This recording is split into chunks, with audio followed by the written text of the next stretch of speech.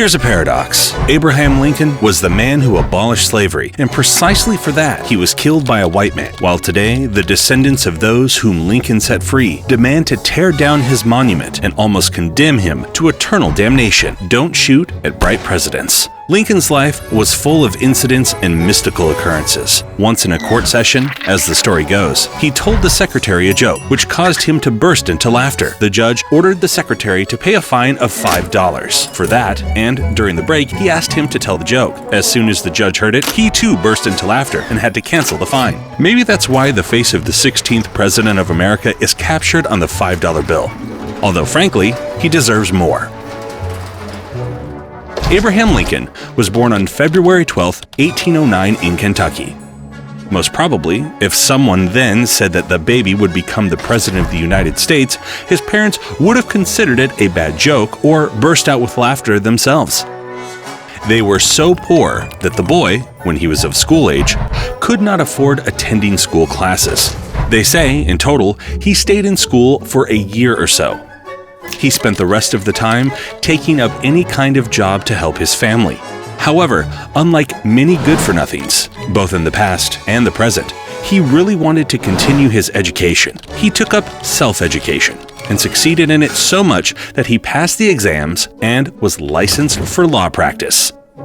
He was deeply fond of law and order. Moreover, he did not miss any opportunity to promote democratic values. A brilliant speaker, Lincoln used to take on toughest cases.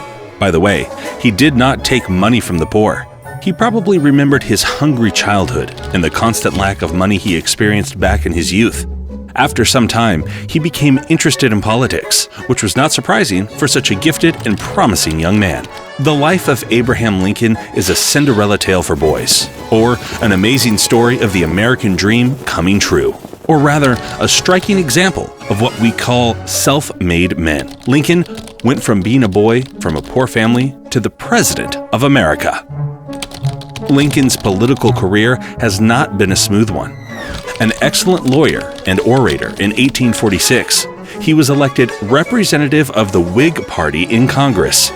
In 1856, he became a member of the Young Republican Party, which nominated Lincoln as a candidate for the Senate. And he lost the election. By the way, this was not at all his only failure. Many will probably be surprised that Lincoln lost elections for various government positions as many as 18 times. However, those defeats did not drive him into depression, but instead spurred him on. More importantly, the senior comrades in the party drew attention to the young politician. In spite of his failures in the Senate elections, the Republicans nominated Lincoln as their candidate for the 1860 presidential election. There, he won a brilliant victory, becoming the 16th president of the United States. And then, some mysterious stuff began, the one that still keeps intriguing many to this day. Next, you will find out if the reason for the murder of Abraham Lincoln was a prophecy made by the chief of an Indian tribe. Lincoln ran for president at a very difficult time for America.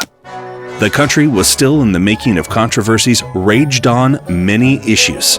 Perhaps the most important among them was that of slavery in the United States, which had declared itself a country of equal opportunities, freedoms, and democracy.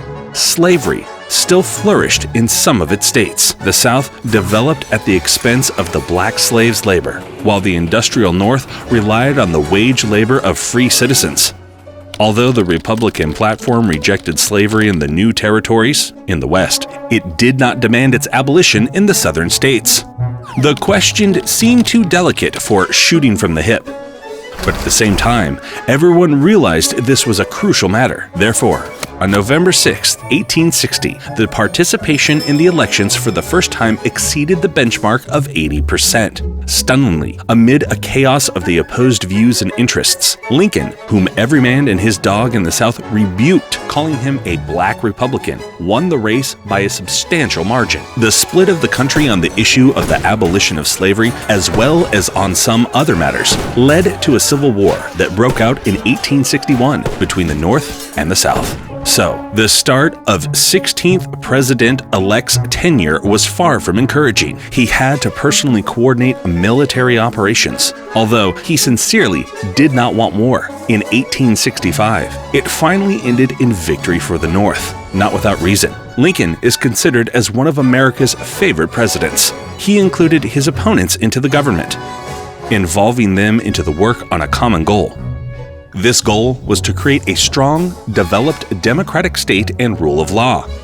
And most importantly, he abolished slavery as promised, while maintaining the integrity of the state. So we can say that his landslide victory in the next elections was expected. The unexpected thing, however, at least for many, was his murder that followed soon after. However, for those who do not consider mysticism to be nonsense, it was natural. They knew about the curse that Tecumseh, the chief of the Shawnee Indian tribe, had put while on his deathbed, as a punishment for the violation of a pact by the whites. Tecumseh predicted that every American president elected in a year ending in 0 would die or be killed before the end of his term. Abraham Lincoln was first elected in 1860. By the way, the first person on whom the curse of presidents worked was William Henry Harrison, who took the lands from the Indians and destroyed them in battles. He was elected president in 1840 and died in 1841, barely a month after his inauguration.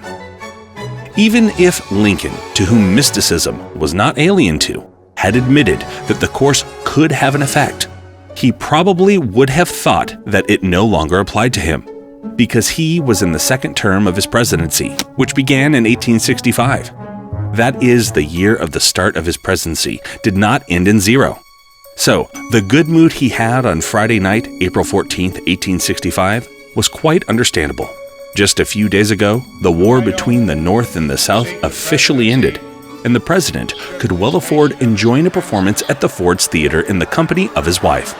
At a point, when the whole audience was laughing loud at a line on the scene, a gunshot sounded in the presidential box, which was not heard at first because of the general laughter. When it became clear what had happened, a commotion began, of which the murderer took advantage to escape. The next morning, April 15, 1865, Abraham Lincoln, one of the most brilliant U.S. presidents, passed away.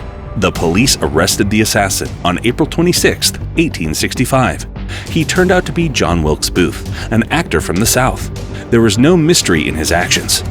According to some accounts, when he shot the president in the head, he said, "Sic semper tyrannis," thus always to tyrants. And that was the motto of one of the southern states. By the way, surrendering to the police, Booth, already mortally wounded, asked, "Tell mother I died for my country." This is how differently the murderer and his victim saw the happiness of their country. On March 4, 1865, in his second inaugural address, Lincoln said, "Let us strive on to finish the work we are in, to bind up the nation's wounds, to do all which may achieve and cherish a just and lasting peace among ourselves and with all nations." Damn, even in our days, this sounds so true. Do you think Lincoln's death was the result of the presidential curse? If you like this video, don't forget to like and subscribe to our channel for more videos. Thank you for watching.